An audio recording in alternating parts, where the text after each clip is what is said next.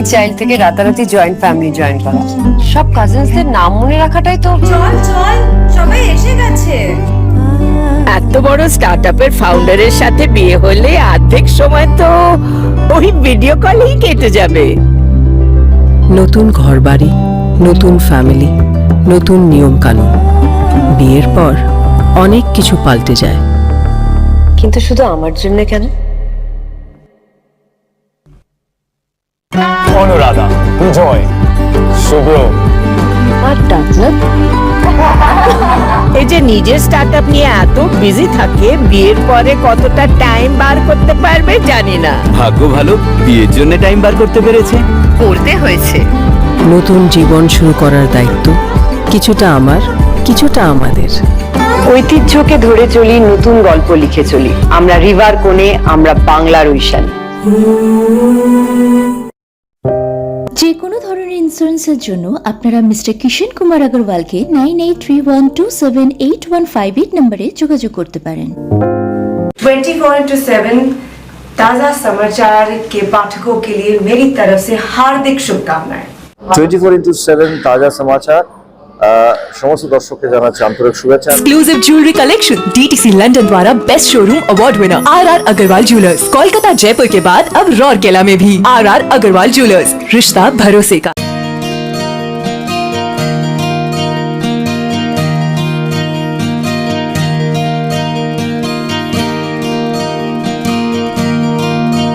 फिलहाल आईकैन के chairperson none other than Ajay Mittal ji हमारे साथ बने हुए हैं। हम लोग जलवायु परिवर्तन के बारे में बातचीत करेंगे।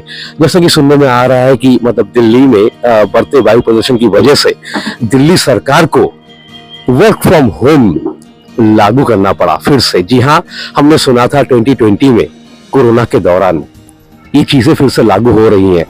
हालांकि जो AQI जिसको हम लोग स्टैंडर्ड मानते हैं वो 450 से भी ज्यादा बढ़ गया है। यानी जो मतलब एक गंभीर मामला मतलब तय हो सकता है, या कह सकते हैं कि मतलब मानव जाति के लिए खतरा बन सकता है। जी हाँ, कोलकाता की आबो हवा में भी कुछ ऐसे ही पदार्थ देखे जा रहे हैं। इस बारे में हम लोग चर्चा करेंगे। सर, यही पूछना चाहेंगे कि जिस तरह से मतलब वायु प्रदूषण बढ़ते ही जा रहा है, कोलकाता भी इससे दूर नहीं है जहाँ पे मतलब ये वर्क फ्रॉम होम फिर से एक बार लागू हो सकता है। क्या कहना चाहेंगे, क्या वजह रही होगी? आप देखिए, दिल्ली में जो अभी हो रहा है वो आप सिर्फ उसे जलवायु परिवर्तन के तरीके से तो देखना ही चाहिए, पर उसे एक हेल्थ केयर क्राइसिस की तरफ देखा जा रहा है। बिकॉज हम जब सांस लेते हैं तो हमारे साथ जो पोल्यूटेंट्स अंदर जाते हैं, हमारा शरीर उसके लिए नहीं बना है। और उसकी हमारा सिर्फ ऐसा मानते हैं कि हमारे सिर्फ लंग्स के ऊपर इसका इम्पैक्ट पड़ता है, पर डॉक्टर्स हमें बता रहे हैं कि ये हमारे हर एक ऑर्गन्स को इम्पैक्ट करता है। और जो वल्नरेबल ग्रुप्स है, जैसे कि जो एल्डरली है, जिन्हें एस्थमा है या और कोई बीमारी, गंभीर बीमारी है, उनके लिए ये जानलेवा हो सकता है। अब ऐसा है कि दिल्ली में पोल्यूशन हो रहा है, सिर्फ दिल्ली में है ऐसा नहीं है। दिल्ली में जो मात्राएं हैं वो ज्यादा है, पर यहाँ पर थोड़ी सी कम है। हमारे यहाँ वेरी गुड से वेरी पुअर से पुअर कैटेगरी में अभी एयर क्वालिटी है 200, 250, 300 तक जा रहा है एयर क्वालिटी। वहाँ पे 450 बन गई है। अब देखिए, दिल्ली में हमेशा ज्यादा न्यूज बनती है इस बात की, और कलकत्ता जैसे शहर या फिर बाकी जो शहर है, सब जगह ये एक समस्या है। अब आप इसको सोचिए कि मेरे अगर बुखार शरीर में 103 डिग्री है या 101 डिग्री है, बुखार तो है ना। एग्जैक्टली। हाँ, मेरा शरीर तो ना 250 के लिए बना है, ना 300 के लिए बना है, ना वो 400 के लिए बना है। तो अगर मैं सोच रहा हूँ कि दिल्ली जितना खतरनाक नहीं और मैं सेफ हूँ, तो ये मानना गलत है। और ये हमारे लिए एक छूट नहीं होनी चाहिए कि हाँ, यहाँ तो दिल्ली जितना खतरनाक नहीं है। ये नहीं है। अगर आपको पानी दिया हो जाएगा, उसमें थोड़ी भी मिट्टी घुली भी रहेगी, आप पियोगे क्या वो पानी? नहीं पियोगे ना, क्योंकि वो पीने लायक नहीं है। तो यहाँ की भी हवा जो है वो, अगर आप WHO के पैरामीटर्स देखो, इंडियन गवर्नमेंट के सेट पैरामीटर्स भी देखो, तो उससे बहुत ज्यादा खराब है। तो ये बहुत ही चिंताजनक है। और आपने जलवायु परिवर्तन के बारे में बात की, तो अगर हम एयर क्वालिटी की बात करें और जलवायु परिवर्तन, दोनों के सोल्यूशन, दोनों के प्रॉब्लम एक ही है।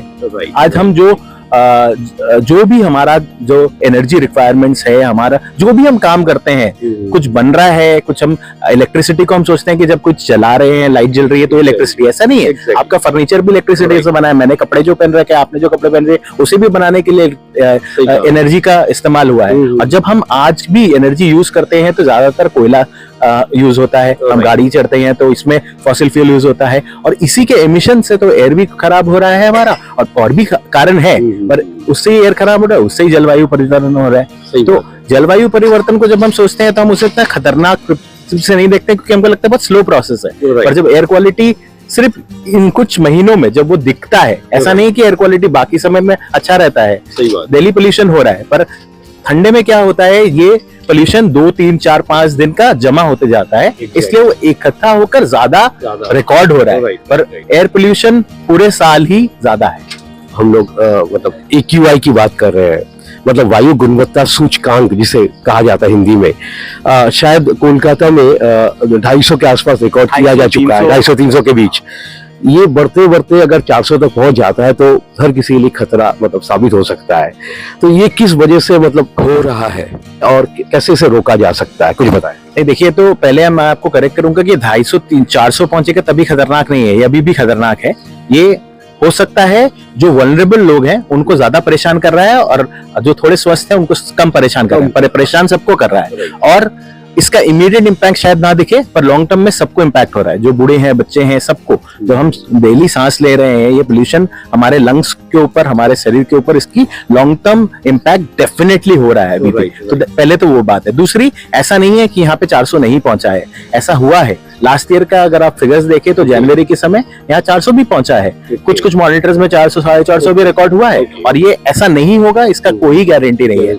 अभी एयर क्वालिटी जो है वो काफी फैक्टर्स पर डिपेंड करता है। अभी इस बार हम अगर देखें तो दिवाली के समय एयर क्वालिटी बहुत अच्छी थी यहाँ। इसका कारण ये था कि उसके पहले ही आपने का साइक्लोन का एक इम्पैक्ट था। तो जब कोई साइक्लोन का इम्पैक्ट होता है या बारिश होती है, आज क्या कर रहे हैं, दिल्ली में बात चल रही है कि क्लाउड सीडिंग करेंगे, बारिश करेंगे। वो इसलिए चाह रहे हैं कि जैसी बारिश होगी वो अभी का जो जमा हुआ पोल्यूशन है वो दब जाएगा। पर ये दब के जाएगा कहाँ? वायु पोल्यूशन जो है वो आपका वाटर पोल्यूशन बनेगा, सॉइल पोल्यूशन पड़ेगा, उसके मात्रे से फिर आपके खाने के माध्यम से आपके शरीर में जाएगा, है ना?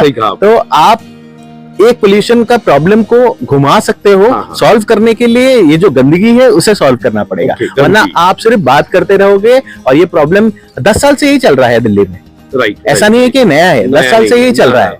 आज मॉनिटरिंग ज्यादा हो गई, अवेयरनेस ज्यादा होते जा रहा है, लोगों में हेल्थ के इम्पैक्ट ज्यादा दिख रहे हैं, तो ये कंसर्न बढ़ते जा रहा है। सही बात है।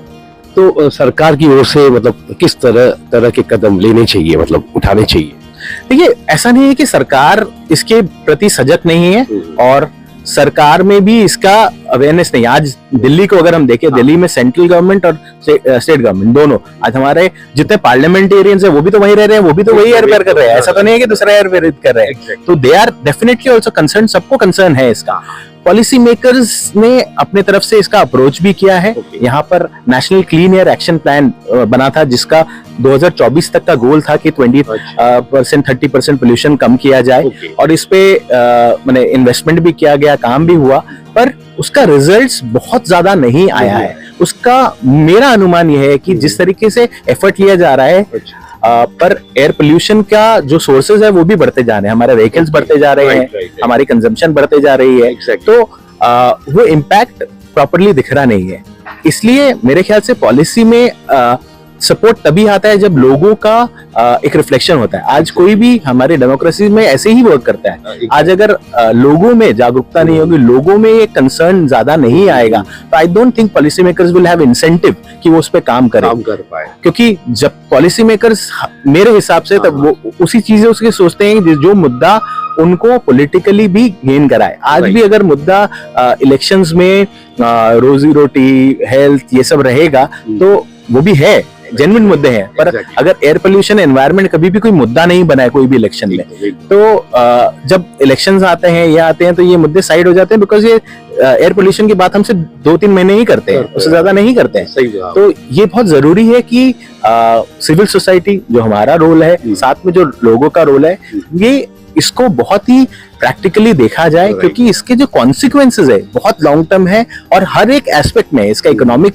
पे भी असर पड़ता है, हेल्थ पे भी इम्पैक्ट पड़ता है, सब चीज पे पड़ता है। तो एज अ सोसाइटी हमें इस पे बहुत ज्यादा गौर करना पड़ेगा, और सिर्फ सरकार नहीं, इंडिविजुअल्स का भी रोल है इसमें। हम सब, आप सब मिलकर हम अगर अपना पोल्यूशन के सोर्सेस पे काम करें तो हम उसमें कंट्रीब्यूट कर सकते हैं। पर डेफिनेटली सरकार को एक बड़े रूप से कुछ ड्रास्टिक स्टेप्स लेने पड़ेंगे। अब वो जस्ट ट्वीकिंग वाले स्टेप से काम नहीं होगा, you have to take drastic steps because there is जलवायु परिवर्तन की बात करें, जलवायु परिवर्तन में भी अगर आप आज देखो तो हमारे पास 4-5 साल का ही विंडो बचा है जिसमें हमें एक्शन लेना है, वरना साइंटिस्ट कहते हैं कि ये हमारे आप कंट्रोल के बाहर चला जाएगा। उसके बाद प्रकृति में कुछ ऐसा होगा कि हम उसे चाहे तो भी हम अपने आप को, हमारा अस्तित्व को नहीं बचा पाएंगे। तो ये बहुत गंभीर समस्या है और इसे बड़े गंभीरता से सोचना पड़ेगा और कुछ ड्रास्टिक स्टेप्स लेने पड़ेंगे। अच्छा सर, किस तरह की बीमारियां देखी जा सकती है आमतौर पर, कुछ बताएं सर। तो ये मेरा एक ऐसा विषय है क्योंकि मेरे को जब मैंने एयर पोल्यूशन पे कैंपेन शुरू किया, मैंने समझ में आ गया कि आज मैं अगर बोलूं 400 AQI, इसका कोई मतलब नहीं है ले पर्सन के लिए। पर तब हमने डॉक्टर्स के साथ इंटरेक्शन किया और हमने डॉक्टर्स के साथ मिलकर एक फोरम बनाया जिसमें हम डॉक्टर्स के साथ इंटरेक्ट करते थे और हम हर साल नेशनल पोल्यूशन डे पे एक प्रेस कॉन्फ्रेंस करते हैं जिसमें डॉक्टर बताते हैं कि एयर पोल्यूशन का क्या हाल है और इससे क्या इम्पैक्ट होता है। तो हमने शुरू में जब अप्रोच किया तो हमने सिर्फ पल्मोनोलॉजिस्ट को अप्रोच किया क्योंकि हमारी भी ये धारणा थी कि हम सांस लेते हैं तो सिर्फ लंग्स को ऑपरेट कर, पर हमें डॉक्टर्स ने ये बताया कि जो स्ट्रोक्स होते हैं, जो कार्डियक अरेस्ट होते हैं, इसका चांसेस हाई एयर पोल्यूशन में बढ़ जाता है। और ये रिकॉर्ड भी किया गया है कि जिस समय एयर पोल्यूशन ज्यादा होता है उस समय ज्यादा स्ट्रोक्स और ज्यादा देखे गए हैं। उसके बाद ये डायबिटीज जो लोगों को है उसके लिए ज्यादा रिस्की है। बच्चा जब पैदा नहीं हुआ, उसके मां के गर्भ में है, तब से एयर पोल्यूशन एक बच्चे को इम्पैक्ट करता है और जो बूढ़े हैं उनको भी इम्पैक्ट करता है। जो कुछ फाइनर पार्टिकल इसमें पोल्यूशन तरह के होते हैं, उसमें जो फाइनर पर्टिकुलर मैटर होते हैं जैसे 10 PM बोलते हैं, 2.5 बोलते हैं, लेस देन 1 भी होता है। तो कुछ ऐसे फाइन मटेरियल्स होते हैं जो हमारे लंग्स में तो जाते ही हैं, पर लंग्स के एल्वियोली जो होते हैं उसको एस्केप करके ब्लड स्ट्रीम में चले जाते हैं। अब जब ब्लड स्ट्रीम में चला गया तो वो सारे ऑर्गन्स को अफेक्ट कर रहा है। सो ऐसा नहीं है कि ये सिर्फ लंग्स को अफेक्ट करता है, ये सारे तरीके से हमें हानि पहुंचाता है। आपने वाहनों का जिक्र किया था आपके वक्तव्य में जो आ रहा था, तो हम ये पूछना चाहेंगे कि अभी इलेक्ट्रिक व्हीकल्स का काफी बोलबाला है, तो क्या इससे क्या निजात पाया जा सकता है, कुछ बताएं। देखिए, हाँ, एक तरीके से आप अगर एक इलेक्ट्रिक व्हीकल को देखें तो उसका टेल एमिशन 0 होता है। हाँ, हमें ये नहीं है कि वो 100% ये है क्योंकि हमें उसका जो चार्जिंग का सोर्स है उसे भी एक टाइम पे क्लीन करना पड़ेगा। पर ये चिकन एंड एग प्रॉब्लम है। आप बोलोगे कि नहीं अभी तो आप चार्ज इसको ग्रिड से ही कर रहे हो तो क्या फायदा, पोल्यूशन तो सिर्फ आप एक्सपोर्ट कर दे रहे हो बाहर। बात सही है, पर आपको एक चीज तो आगे लानी पड़ेगी ना, गाड़ी और चार्जिंग इंफ्रास्ट्रक्चर दोनों साथ साथ आएगा। तो आज इलेक्ट्रिक व्हीकल्स जो है ये बहुत अच्छा सोल्यूशन है, स्पेशली सिटी लाइक कोलकाता जो एक कॉम्पैक्ट सिटी है। आज इलेक्ट्रिक व्हीकल में सबसे बड़ा जो कंसर्न रहता है उनका ये रहता है कि रेंज का, अगर हम दूर जाएंगे तो ये 150 किलोमीटर जाएगी उसको कवर कर। पर कोलकाता में आप देखो तो it's a compact city, 25 kilometre का ज्यादा आप कहीं जा ही नहीं सकते कलकत्ता के में। जो 70-80% लोग जनरली सिटी के अंदर ही ड्राइव करने के लिए कार यूज करते हैं, लोग बाहर भी जाते हैं, तो उनके लिए तो ये कार बहुत ही वायबल है ऑप्शन। सेकंड क्या है, अगर आप दूसरे सिटीज में देखो क्लीनर सोर्सेज में जाने के लिए पेट्रोल डीजल से लोग गैस पे गए, CNG LPG, जिसका हमारे पास सोर्स नहीं है। तो हमारे लिए स्मार्ट थिंग यही है कि हम सीधा डीजल से इलेक्ट्रिक में जाए, और वो हो रहा है। आज कलकत्ता में काफी इलेक्ट्रिक बसेस आपको दिख जाएंगी। इनफैक्ट मैंने काफी देखा है कि प्राइवेट व्हीकल्स आज काफी दिख रहे हैं और अब ऑटोज भी इलेक्ट्रिक में जा रहे हैं। तो आई थिंक ये बहुत पॉजिटिव स्टेप है और इसको इंसेंटिवाइज करना चाहिए गवर्नमेंट को। किस तरीके से जो बैरियर है आज उसको कैसे वो रिमूव कर सकते हैं, कैसे फाइनेंस, इनोवेटिव फाइनेंस के थ्रू इसको और जो ट्रांजिशन है इसको स्पीड अप कर सकते हैं, कुछ पॉलिसी लाके, कुछ इंसेंटिव्स लाके, जिससे जो लोग शिफ्ट करना चाहते हैं वो जल्दी से शिफ्ट कर पाए। एक आम आदमी और NGO का क्या रोल मतलब हो सकता है इस विषय में? मेरे ख्याल से सबसे ज्यादा तो फर्स्ट स्टेप मैं ये बोलूंगा कि आप अपने आप को जागरूक करें, अपने आप को और अपने परिवार को, जिससे आप जो नेसेसरी स्टेप्स है अपने आप को बचाने के लिए वो सबसे पहले ले पाएं। क्योंकि आपके घर में भी बड़े हैं, बूढ़े हैं, बच्चे हैं, उनके ऊपर इसका क्या इम्पैक्ट होता है उसको समझिए। अगर जरूरत पड़े तो डॉक्टर से भी बात कीजिए, बिकॉज ये गंभीर मामला है। आप इसको जस्ट ऐसा मत कीजिए कि ये सबको हो रहा है तो क्या कर सकते हैं, नहीं, आप इस पे एक्शन ले सकते हैं। जैसे कि मैंने काफी लोगों को बोला है कि जो मॉर्निंग वॉक करते हैं, जो रन करते हैं, उनको मेरा सजेशन है कि आप सुबह के में स्पेशली जिस दिन पोल्यूशन बहुत खराब रह रहा है उस समय इसे अवॉइड करना चाहिए। ये मेरी समझ है, और ये इसलिए करना चाहिए क्योंकि कोलकाता में रात को काफी बड़े ट्रक्स एंटर करते हैं। एग्जैक्टली 8 बजे के बाद खोल दिया जाता है, मतलब हाँ, खुल जाता है, उसके बाद रहता है, तो वो जो पोल्यूशन है वो जमा हो जाता है, और जब तक सन नहीं निकलता है पोल्यूशन का डिस्पर्शन ज्यादा नहीं होता है। तो अगर देखा जाए तो सबसे ज्यादा जो पोल्यूटेंट्स है उसका जो कंसंट्रेशन सबसे ज्यादा हाई रहेगा वो late hours of the night और अर्ली आवर्स ऑफ मॉर्निंग में रहेगा। अब उस समय जब आप कोई एरोबिक एक्टिविटी कर रहे हो तो आप सांस भी ज्यादा ले रहे हो और ज्यादा डीपली ले रहे हो। तो जबकि आप एक जागरूक इंसान हो, आप अपने स्वास्थ्य के लिए कुछ करना चाह रहे हो, ये आपको किस तरीके से हानि कर रहा है आपको पता भी नहीं है।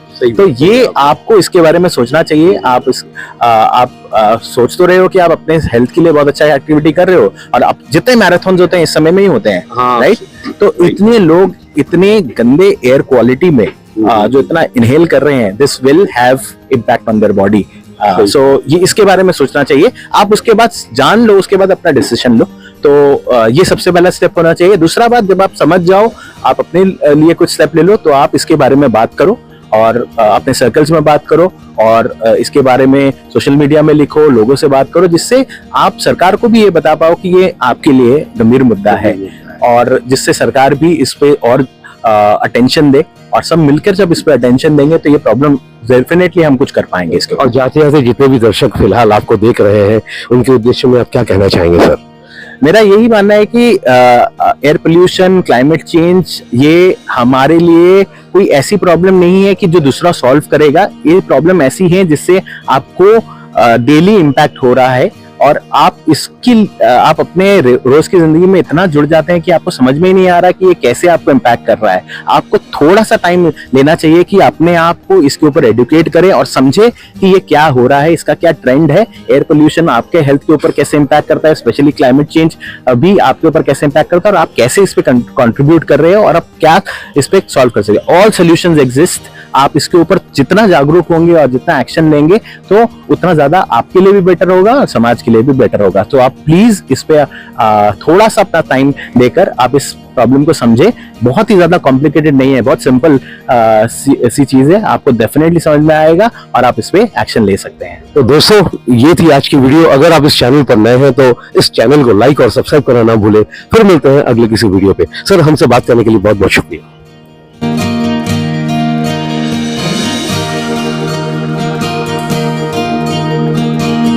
Exclusive jewellery collection DTC London द्वारा best showroom award winner RR Agarwal jewellers, Kolkata Jaipur के बाद अब रौरकेला में भी RR अग्रवाल ज्वेलर्स, रिश्ता भरोसे का। নমস্কার, আমি ঋতুপর্ণা সেনগুপ্তা। 24/7 তাজা সমাচারের জন্য রইল আমার অনেক অনেক শুভেচ্ছা, ভালোবাসা। All the best.